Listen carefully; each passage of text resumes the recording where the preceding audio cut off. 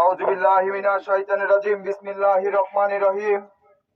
জাকের পার্টির মহামান্য চেয়ারম্যান, জাতীয় ঐক্যের মহানায়ক, মুসলিম বিশ্বের অবিসংবাদিত নেতা পীরজাদা আলহাজ খাজা মোস্তফা মীর ফয়সাল মুজাদ্দিদ সাহেবের পবিত্র নির্দেশ মোতাবেক বাংলাদেশের যেই জেলায় বন্যা হয়েছে সেই জেলায় কেন্দ্রীয় ক্যাম্প করে জাকের পার্টির কেন্দ্রীয় কার্যালয় থেকে জাকের পার্টি ও সকল সহযোগী সংগঠনের মাধ্যমে পবিত্র তবারক ও ত্রাণ বিতরণ কর্মসূচি চলছে।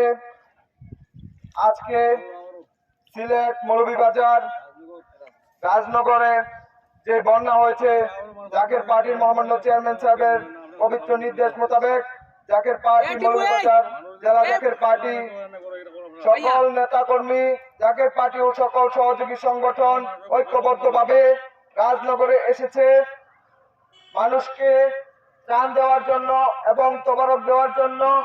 প্রিয় এলাকাবাসী, আপনারা যারা খাবার পান নাই, তারা খাবার নিতে জাকের পার্টির নৌকায় আসেন, আমরা আপনাদেরকে খাবার খাওয়াবো।